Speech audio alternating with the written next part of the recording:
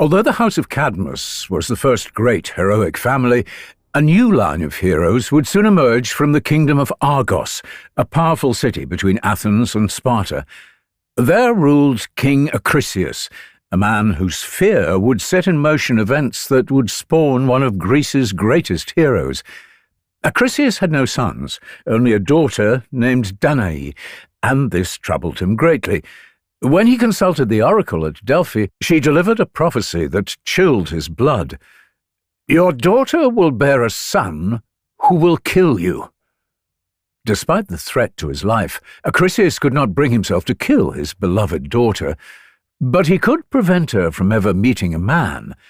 He built a bronze tower with no doors and only a single window, too small to escape from, and locked his daughter inside. But such obstacles meant nothing to Zeus. Looking down from Olympus, the king of the gods saw Danae imprisoned in her tower and saw only another conquest to be had. He transformed himself into a shower of golden light and poured through the cracks in the bronze walls, falling upon her like rain made of sunlight. And from that union, a son named Perseus was born. When Acrisius discovered his daughter had somehow had a child, he was horrified, yet still he could not bring himself to commit direct murder. Instead, he would leave their fate up to the gods, locking both his daughter and grandson in a wooden chest and having it thrown into the sea. The chest drifted for days until the waves carried it to Seriphos, a small rocky island in the Aegean, where a fisherman named Dictys found it tangled in his nets. A kind man, Dictys brought them to his home and raised Perseus as his own son, teaching him to fish and navigate the dangerous waters around the island. But Dictys had a brother, and that brother was a problem. King Polydectes ruled Seriphos and desired Danae as his wife, and, like most kings, he would not take no for an answer. The king's ire grew with each rejection she dealt him, until finally the only thing stopping him from taking what he wanted by force was Danae's son, Perseus, a young man of extraordinary strength who always kept his mother close. Soon the king could think of nothing else but finding some way to rid the island of the boy so he could take the woman he believed was his by right. Finally, after months of scheming, an opportunity would present itself. Polydectes had announced that he was planning to marry and had requested that all the noble young men of the island attend a feast in his honor. Yet when they arrived, Perseus included, Polydectes announced that he would begin the feast by collecting a horse as tribute from all his guests, as was custom. It was a calculated decision, for he knew that Perseus, despite his strength and skill, was but a poor fisherman, and had no money with which to buy such a gift. As expected, when the young men presented their horses, Perseus, embarrassed by his lack of an offering, instead made a rash declaration. "I have no horse, but I could bring you a greater gift. I could—" He paused for a minute, thinking about what he could offer. "I could bring you the head of Medusa, the Gorgon." Gasps rang out around the hall. All had heard of the terrifying creature whose gaze turned men to stone, and all knew that none who had sought her out had ever returned. But King Polydectes only smiled. "I accept. Bring me Medusa's head." Perseus left the feast, knowing he had been manipulated into an impossible task, but honor-bound to complete it anyway. But Perseus, as with all of Zeus's children, was never truly alone. As he prepared to leave the island, two figures appeared to him on the shore, Hermes and Athena. "Your boast was foolish, but brave," Hermes said. "The gods have watched you grow, Perseus. Your father cannot openly intervene, for Hera always watches, but he has sent me to help, along with the other god who has an interest in Medusa's fate." Athena stepped forward, her grey eyes cold. "Medusa was once my priestess. she said, the venom clear in her voice. She defiled my temple and broke her sacred vows. I want her dead, but I cannot kill her myself without appearing petty. You, however, can do it for me." She offered him a shield, polished to such perfection that he could see his own reflection in its bronze surface. "Never look directly at her," Athena warned, "for her gaze turns flesh to stone in an instant. But the reflection in the shield will diminish the curse's power, giving you a few moments to strike before the magic takes hold." Hermes then handed Perseus a sword, the likes of which he had never seen. "Adamantine," Hermes explained, "unbreakable and sharp enough to cut through anything, even a Gorgon's neck." He reached into his travelling cloak and produced a number of items, handing them to the young hero. "Winged sandals," he explained, "so you can fly to where she hides. Hades' helm of invisibility, so you can approach unseen, and an enchanted bag that will contain Medusa's head safely, as her gaze remains deadly even after death." Perseus took the gifts, overwhelmed by their weight and significance. "Where do I find her?" Athena and Hermes exchanged glances. "That knowledge is not ours to give," Hermes said carefully. "Only 3 beings know where the Gorgons hide. The Grey, the Grey Sisters. They are the Gorgons' aunts, and they will not give up the information willingly. You will find them at the edge of the world, where twilight never ends." "And how do I convince them to tell me?" Perseus asked. Athena's lips curved into a smile. "You are a clever young man. You will find a way." The Grey Sisters. Perseus flew west until he reached a place where the light never changed, a perpetual grey twilight that cast no shadows. The landscape here was colourless and desolate, covered in fine ash that stirred in a wind that never quite stopped blowing. He heard them before he saw them, 3 voices arguing in the gloom. "Sister, the eye! I cannot see!" one voice called out. "Wait your turn, I'm still looking," another replied. "But I have been waiting," a third shouted angrily. "You have had it for hours." Perseus descended quietly, the helm rendering him invisible. 3 ancient figures sat hunched around a small fire, their skin grey and papery, their hair long and colourless. These were the Grei, and as Perseus watched, he saw that the sisters shared more than just blood. Between the 3 of them, they shared a single eye and a single tooth, passed back and forth in endless argument. One of the sisters held it now, pressing the yellowed orb into her empty socket and looking around at the barren landscape with an expression of profound boredom. "Nothing," she muttered. "There is never anything to see in this cursed place." "Then give it to me," another sister demanded, reaching out with gnarled fingers. "And the tooth, I'm hungry." The first sister plucked the eye from her socket and held it out. At the same moment, the second sister passed across the single yellowed tooth. For just a moment, as the items exchanged hands, all 3 sisters were blind and toothless. Perseus saw his chance. Creeping forward, he snatched both eye and tooth from the air before either sister could grasp it. "Where is it?" one shrieked, her empty hands grasping at nothing. "Sister, do you see the tooth?" "How could I see the tooth when I don't have the eye?" the first replied. "You must have dropped it." All 3 began groping frantically in the grey ash, blind and confused. "Who has taken them?" the eldest croaked. "Who dares steal from the Grei?" Perseus removed his helm, visible now in the gloom. "I have." The 3 sisters turned their empty sockets towards his voice. "A man!" one hissed. "A thief! Give them back!" another demanded. "Return what you have stolen or face our curse." "I need something from you first," Perseus said, confident in his power over them. "Tell me where Medusa hides, and I will return your eye and tooth." The three sisters fell silent. Then the eldest spoke, her voice filled with sorrow. "You seek our niece. She is not what you think.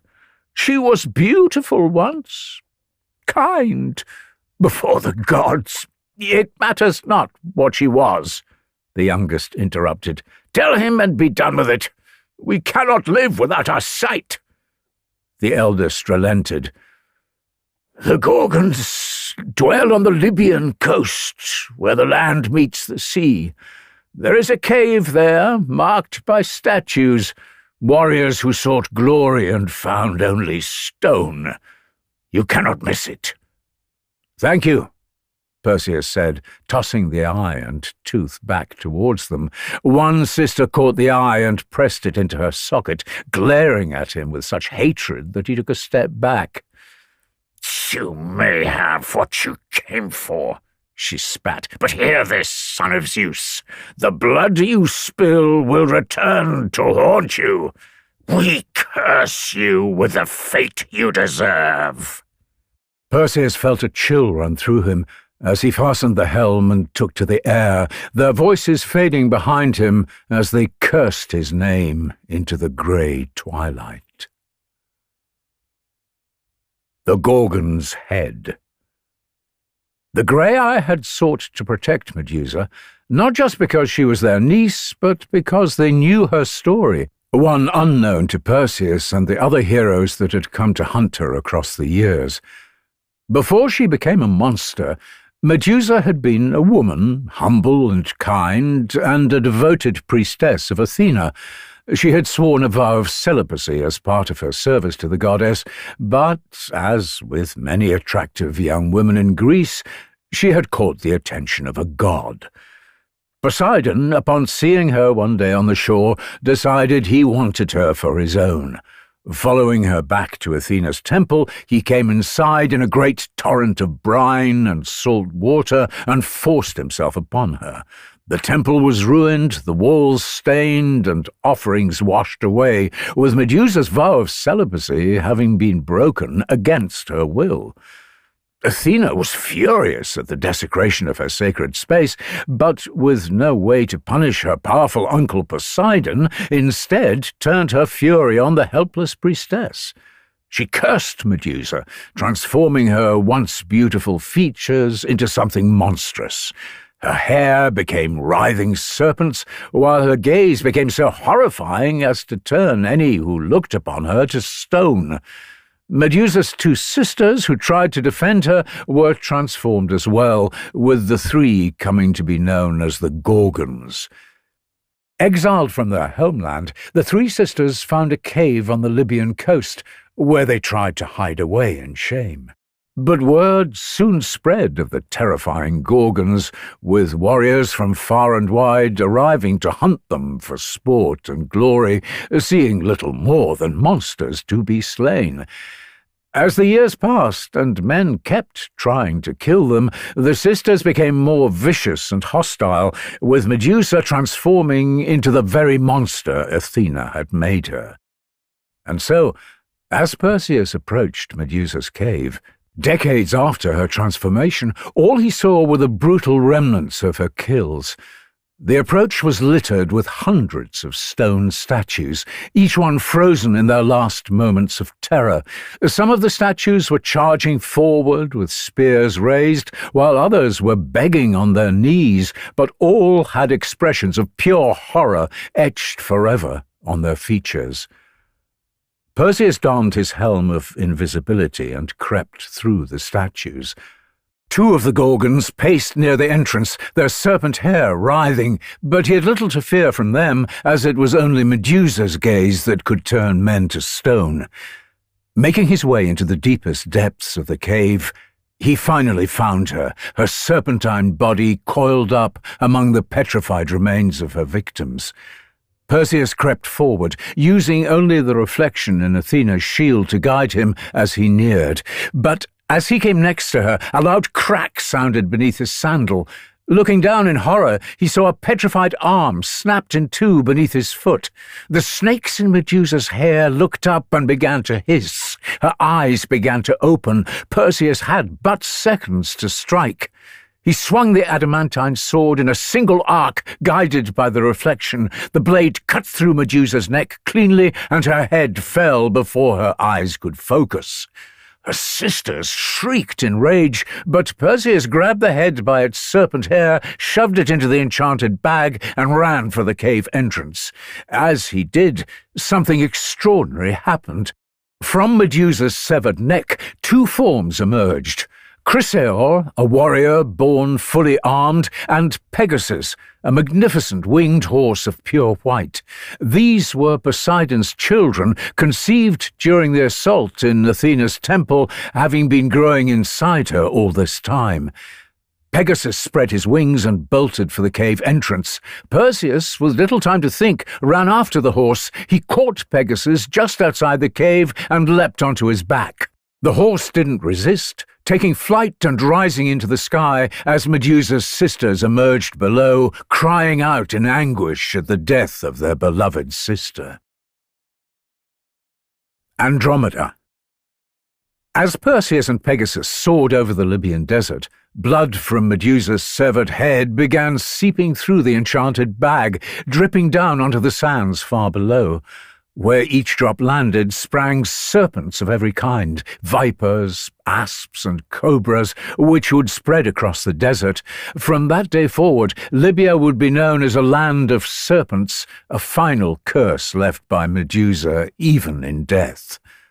But as Perseus neared the coast, he found himself embroiled in yet another dispute between a mortal and the gods.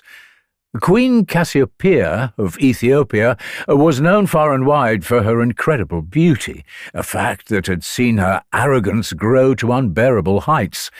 She had declared herself the most beautiful woman on earth, setting up mirrors about her palace so that she could see her reflection day and night. But it was not enough. Now she had gone further, claiming that her beauty surpassed even the Nereids, the sacred companions of Poseidon, a foolish comment considering her kingdom was built on the coast.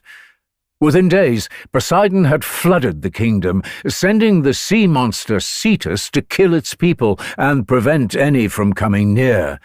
When Cassiopeia had desperately consulted an oracle on how to appease the god, her worst fears would be realized when it declared that only the sacrifice of her daughter, Andromeda, would end the attacks.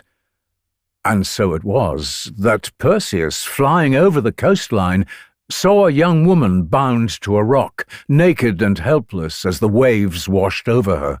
He descended to investigate, asking the woman her name and story. Perseus listened carefully as she revealed all before responding. "This is unjust," he said. "You should not die for words your mother spoke." "Justice and fate are rarely the same thing," Andromeda replied. "You ride a winged horse and carry a sword. Are you a hero?" "I am trying to be," he said, puffing out his chest slightly. "Then I suppose you have come to fight the monster," Andromeda replied, hope clear in her voice. "Can you kill it?" "I have already killed a Gorgon," Perseus assured her. "A sea monster should be no problem."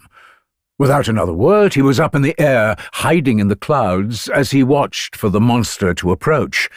He would not have to wait long. The sea began to churn, then burst open as Cetus erupted from the depths. He was a serpent easily the length of 10 ships, covered in scales black as midnight. The creature rushed towards Andromeda, its massive jaws open, ready to accept the sacrifice. But then Perseus was on him, slashing and hacking at the creature's eyes. Cetus thrashed, confused, trying desperately to find his attacker, but Perseus was too fast, driving his unbreakable sword into fins and gills, cutting at the soft scales beneath its jaws. Finally, Perseus saw an opening and drove his sword deep into Cetus's skull, the light fading from the creature's eyes as it sank back beneath the waves. The monster slain, Perseus freed Andromeda from her chains and took her back to the shore, where the entire city had been watching. Queen Cassiopeia embraced her daughter with tears in her eyes, thanking Perseus for his miraculous intervention and offering him the only thing worthy of such a feat, her daughter's hand in marriage. Perseus accepted, and the two wed that evening. Setting out to Seriphos the following morning, Perseus carried not just the Gorgon's head, but also a wife of his own choosing, with the two ready to start a new life together. But that could wait. For now his mother was still in danger, and Perseus was the only one who could save her. The fate of King Polydectes. When Perseus arrived at Seriphos, he found that things were worse than he had feared. Without Perseus to oppose him, King Polydectes had turned to violence to force Danae to wed him. She had fled with the fisherman Dictys, seeking refuge in the temple of Athena, sacred ground even the king would not violate. But over a week had passed, and the two had run out of supplies, with it only a matter of time before they had to choose between starvation and submission. Perseus saw the commotion from the sky as he approached, flying directly to the temple which the king's soldiers had surrounded. Jumping off his steed, he sent Pegasus and Andromeda away to safety before turning to the king and his guards. "I have returned," he announced, holding up the bloody bag. "I have the gift you requested." Polydectes laughed nervously, clearly unnerved at seeing the boy arrive on a winged horse. "You expect me to believe you killed Medusa? No, you lie. You must be guards." He gestured to the men around him. "Kill this liar." The soldiers began to creep forward. Perseus was strong, but taking on 24 armed men was too much, even for a son of Zeus. But he did not need to. Reaching down into the enchanted bag, he pulled out Medusa's head, shielding his eyes as he held it out before him. Polydectes' expression shifted from contempt to horror as his skin hardened to stone. The guards rushed forward to stop Perseus, but it was too late. Within seconds, Medusa's gaze had done its work, with the chaos of the final confrontation forever immortalized in stone. Perseus returned the head to his bag and opened the doors to the temple, finding his mother and Dictys inside. The three of them embraced, laughing and weeping together, finally free from Polydectes' tyranny. The next few weeks were filled with joy. Perseus introduced his new wife to his mother and, forever grateful to Dictys for protecting his mother, made the old fisherman king of the island, with his reign to be marked by peace and prosperity. His journey over, Perseus returned the gifts the gods had given him to Athena's temple, alongside Medusa's head, for he no longer had any need of it. Athena, upon retrieving the head, decided she had not finished with her old priestess. She took the head and affixed it to her aegis, the divine breastplate she wore into battle, where it would stay forevermore. Medusa, who had suffered so much in life, would find no peace even in death. Whenever Athena went to war, Medusa would come with her, her terrifying gaze breaking the minds of men who dared to oppose the goddess. The prophecy fulfilled. With his mother safe, Perseus decided to return to Argos, the land of his birth, hoping to learn the truth of his past and make peace with his grandfather. He took Andromeda and Danae and flew to the city, one final trip on Pegasus before the creature departed to Olympus, where the gods still had plans for the divine horse. But when they arrived, Perseus quickly discovered that his grandfather, Acrisius, had abandoned the throne and fled when news had arrived of his grandson's return, still fearful of the prophecy learned years ago. Although he was disappointed that he would not be able to meet his grandfather, Perseus decided he still wanted to make himself known in his homeland, with a local athletic tournament being the perfect opportunity to win himself glory. As the tournament began, Perseus would win event after event, the blood of Zeus showing true. Perseus, however, had still not learnt his own strength, and when it was his turn in the discus competition, he launched it with all his might. The discus flew farther than anyone had ever thrown, sailing over the field and into the crowd of spectators. A cry went up. Someone had been struck.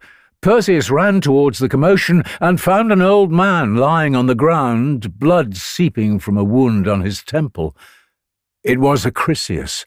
He had been watching in disguise. Despite his fear, he had returned to see his grandson compete, and as he watched Perseus win challenge after challenge, he had even begun to cheer. "That's my grandson!" he had cried out. "Have you ever seen a discus thrown like that?" They were the last words he ever spoke. Fate could not be denied. Despite every precaution, the imprisonment and banishment of his family, his desperate attempts to hide, the oracle's prophecy had still been fulfilled, and Acrisius had been struck down by his grandson in the very moment he finally accepted him. Perseus was distraught when he realized the truth and knew he could not remain in Argos. The killing of family, deliberate or otherwise, polluted not just the killer, but the entire community. Instead, he travelled north and founded his own city, a place called Mycenae. With the help of the Cyclops, he built walls with such enormous stones that later Greeks would call them Cyclopean walls, believing no ordinary humans could have moved them. It was from this city that Agamemnon, the commander of the Greek forces during the Trojan War, would one day rule, amassing more wealth and power than any king had before him. But for now, Perseus ruled from Mycenae. He and Andromeda had many children, and their descendants would rule the region for generations, kings and queens tracing their lineage back to the blood of Zeus. And one day, many years later, one of these descendants would give birth to a son who would become the greatest hero Greece had ever known. That son's name would be Heracles, and his story would become famed throughout the world. But before that great champion was born, before his labours shook the world, there was another hero whose tale served as a warning about the dangers of pride. His name was Bellerophon, and his rise and fall would be inextricably linked to the winged horse that Perseus had set free.